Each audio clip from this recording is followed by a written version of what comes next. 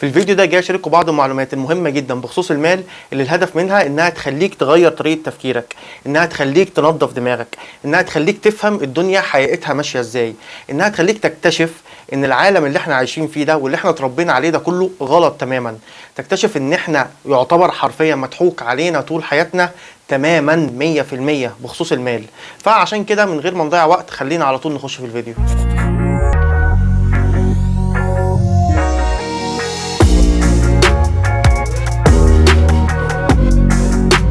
لكن اكيد قبل اي حاجه وبمناسبه شهر رمضان الكريم المبارك احب اقول لكم كل عام وانتم بخير ورمضان كريم علينا وعليكم يا رب، وربنا يا رب باذن الله كده يتقبل صيامنا وقيامنا وصلواتنا ودعواتنا وكل حاجه، وربنا يا رب باذن الله كده يغفر لنا ذنوبنا اللي مغرقانا من اولنا لاخرنا ويتوب علينا باذن الله. واتمنى يا رب كلنا نخلص الشهر ده واحنا محققين اللي احنا كلنا نفسنا فيه. اول نقطه لازم نفهمها مع بعض كويس هو فكره ان مفيش حاجه اسمها ان احنا بنعمل فلوس. احنا مش بنعمل فلوس، محدش فينا بيقدر يعمل فلوس. الجهه الوحيده اللي بتعمل فلوس هي البنك المركزي او البنك الفيدرالي، لكن احنا مش بنعمل فلوس. البنك المركزي بيقدر بدوسه زرار يطبع فلوس زي ما هو عايز، لكن احنا مش بنقدر نعمل فلوس. امال احنا بنعمل ايه؟ احنا بناخد فلوس من ناس تانيين. احنا بناخد فلوس من ناس تانيين. دلوقتي يجي حد يقول لي يعني فرقت ايه؟ انا اقصد كده، يعني اقصد بعمل فلوس يعني باخد فلوس من ناس تانيين. لا، تفرق السما من العمى. وركز في الكلام اللي انا هقوله لك ده هتفهم قصدي كويس. دلوقتي احنا بنعمل ايه؟ دلوقتي انت بتقدم خدمه، في المقابل صاحب الشركه بيدي لك فلوس مقابل الخدمه والوقت اللي انت بتضيعه، صح؟ فدلوقتي صاحب الشركه ده هو اوريدي معاه فلوس، هي فلوسه في جيبه. كل اللي انت عملته ان انت اخدت الفلوس دي منه. كل اللي انت عملته ان انت اخدت الفلوس، انت اخدت فلوس دي منه، لكن انت ما طبعتش الفلوس من العدم. انت عكس البنك المركزي. البنك المركزي بيطبع لك فلوس من العدم، احنا مش بنطبع فلوس من العدم، احنا بناخد فلوس من ناس تانية. وانا هنا ليه مصمم على الجمله دي؟ لانك انت لو جيت فكرت كده ان احنا بناخد فلوس من ناس تانيين، فدي معناها ان انت لو انت هتفكر صح هتفكر ازاي اقدر اخد فلوس من الناس اللي حواليا، صح؟ وهي دي النقطة التانية اللي احنا جايين نتكلم فيها مع بعض. النقطة التانية اللي انا جاي اكلمكم فيها هي فكرة انك لازم تفهم كويس ان الفلوس دي هي حاجة، هي سايكل كده ماشية طول الوقت، سايكل عمالة تدور. يعني صاحب الشركة دلوقتي انت قدمت له خدمة، راح هو عمل ايه؟ راح هو اداك الفلوس بتاعته. بعد كده انت اخدت الفلوس دي عملت بيها ايه؟ نزلت اشتريت بيها طلبات، اديتها للسوبر ماركت. السوبر ماركت عمل بيها ايه؟ راح خدها اداها لعياله وصرفها على مدارس وي. بعد كده اللي هو صاحب المدرسة ده خد الفلوس دي عمل بيها ايه؟ راح ممكن رجعها تاني لنفس الشخص الاولاني اللي هو صاحب الشركه مثلا، استثمرها معاه بايا كانت الطريقه.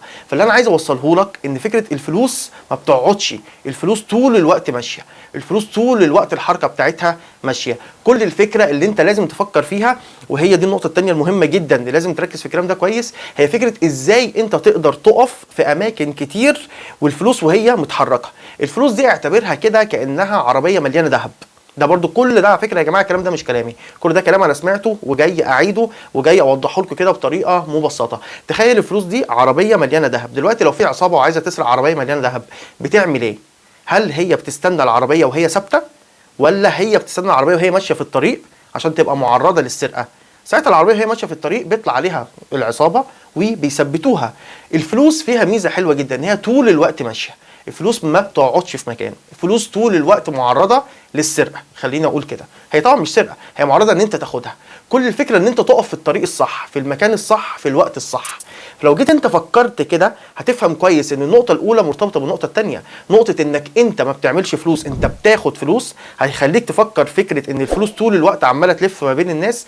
كل الفكره ان انت محتاج تقف في الاماكن ما بين الناس عشان تاخد فلوس. ولو جينا طبقنا الكلام ده على ارض الواقع بمنتهى البساطه هتلاقي اوبر مثلا. شركه اوبر دي هي بتاخد فلوس ازاي؟ شركه اوبر دي كلنا عارفين كده ما عندهاش ولا عربيه. كل الفكره ان الناس، في ناس عايزين يروحوا مشاوير وفي عربيات. طلعت شركه اوبر وصلت ده بده، وقفت في النص هنا. دلوقتي كده كده الناس دي كانت بتاخد تكوسه، كده كده الناس دي كانت بتاخد مواصلات بتدفع فلوس.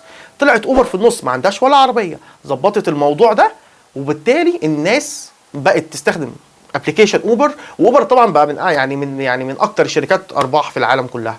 فبالتالي فكر بالطريقه دي، وكذلك فيسبوك وكذلك تويتر وكذلك انستجرام وكذلك كل حاجه حواليك. كل حاجه حواليك اللي هي اغنى ناس في العالم، لو انت جيت فكرت هم بيعملوا ايه، الناس دي بتقف ما بين الناس والخدمه اللي الناس بتاخدها.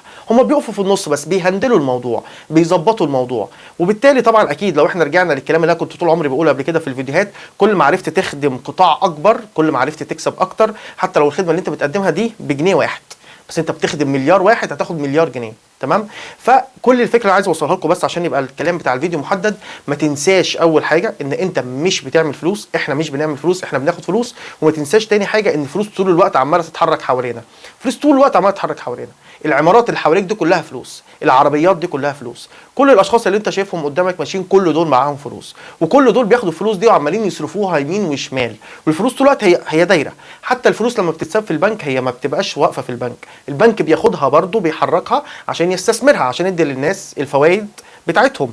فالفلوس طول الوقت بتتحرك. فانت بالتالي فكر انت في فكره ازاي انت تقدر تقف في مكان الفلوس ماشيه فيه ما بين الناس وما بين الخدمه اللي هم عايزين يوصلوا لها. وبالتالي انت هتعرف ينولك كده، يقول لك ايه، ينولك من الخير، ينولك من المطر قطره، مش عارف يعني ايا كان في المعنى ده، لو فكره يعني يجي لك خير ان شاء الله. وفي نفس الوقت ما تنساش ابدا الفكره اللي بتقول لو انت قررت تكسب فلوس فانت محتاج تقدم قيمه للمجتمع او قيمه للشخص اللي قدامك، فبالتالي الشخص اللي قدامك هيدي لك فلوس. لكن لو انت قررت تكون غني او قررت تكون ثري، فبالتالي انت لازم تحل مشكله في المجتمع او تخترع احتياج جديد. وخلي بالك من الجمله دي، تخترع احتياج جديد. زي الفيسبوك هو احتياج جديد، اخترع احتياج جديد للمجتمع وهتلاقي الناس كلها بالتالي جات لك. وبالطريقه دي انت هتكون ثري، مش هتكون بس معاك فلوس. وارجع اقول لكم الكلام اللي انا قلته ده مش كلامي انا مجرد اخدت كلام وبحاول اوصله لكم. والهدف من الكلام ده زي ما قلت في اول الفيديو ان احنا نغير طريقه تفكيرنا، ان احنا محتاجين الاول قبل ما نبتدي نعمل اي حاجه